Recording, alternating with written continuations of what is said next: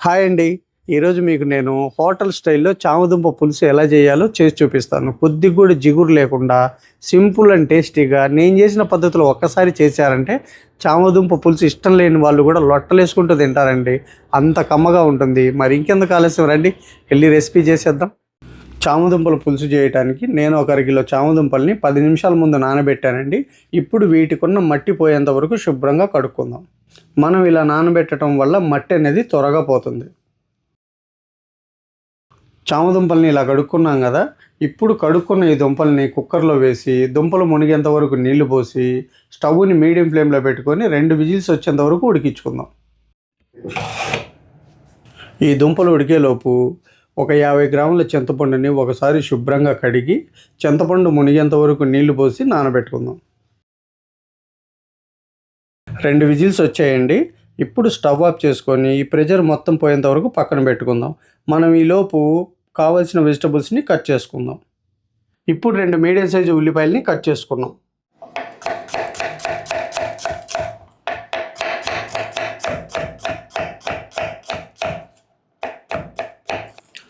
చూసారు కదా, ఇలా వీలైనంత పల్చగా పొడవుగా కట్ చేసుకోవాలి.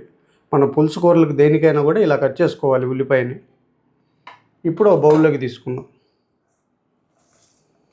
ఇప్పుడు 2 పెద్ద సైజు టమాటాలని కూడా వీలైనంత సన్నగా కట్ చేసుకుందాం.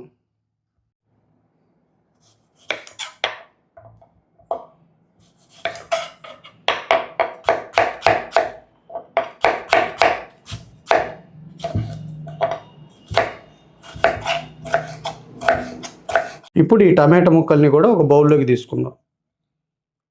ఇప్పుడు ఒక 5 పచ్చిమిర్చిని కూడా కట్ చేసుకుందాం. ఇలా కట్ చేసుకుంటే పులుసులో మనకు అన్నంలో కలుపుకొని ఒక ముద్దలో తీసుకొని తింటుంటే భలే ఉంటుంది. అందుకే ఇలా కట్ చేస్తున్నాను. పులుసు కూరలకు ఎప్పుడైనా కూడా ఇలా కట్ చేసుకోవాలి.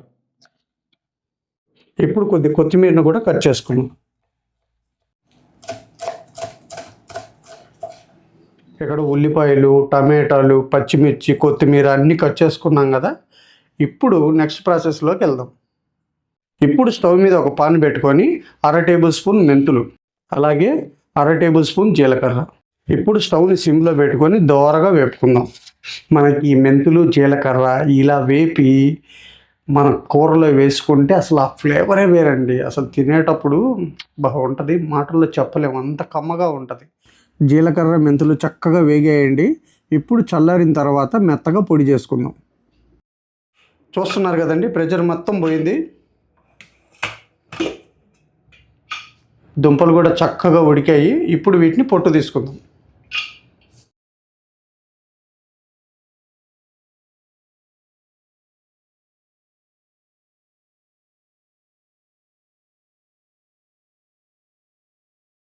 ఇలా పొట్టు తీసుకున్నాం కదా, ఇప్పుడు ముక్కలన్నీ సమానంగా ఉండేలాగా కట్ చేసుకుందాం.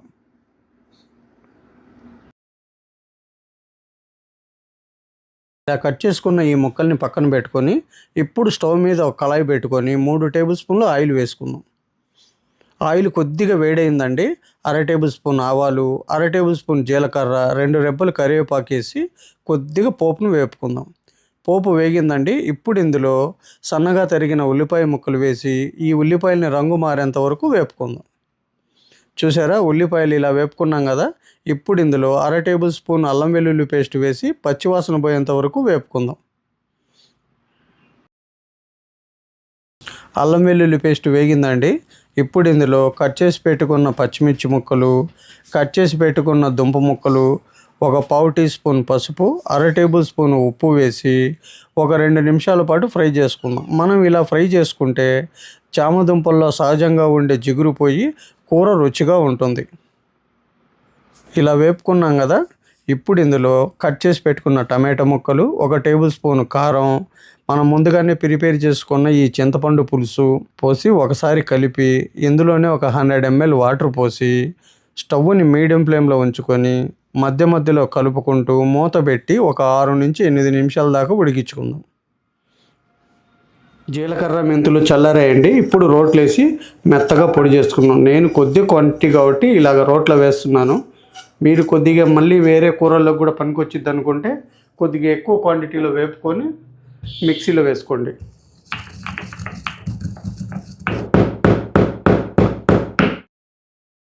ఇలా మెత్తగా పొడి చేసుకున్నాం కదా, 6 నిమిషాలు అయిపోయిందండి. ఇప్పుడు మనం నూరి పెట్టుకున్న ఈ పొడిని కూడా వేసుకుందాం. ఇప్పుడు ఇందులోనే మన ఈ పులుపు, ఉప్పు, కారాన్ని బ్యాలెన్స్ చేయడానికి కొద్దిగా బెల్లం, అలాగే మన పులుసు అంతా చిక్కబడిన తర్వాత వేసుకోవాలండి. ఇప్పుడు ఒక 1/2 టేబుల్ స్పూన్ ఉప్పు కూడా వేసుకుందాం, కొద్దిగా కొత్తిమీర. ఇప్పుడు ఒకసారి బాగా కలుపుకుందాం.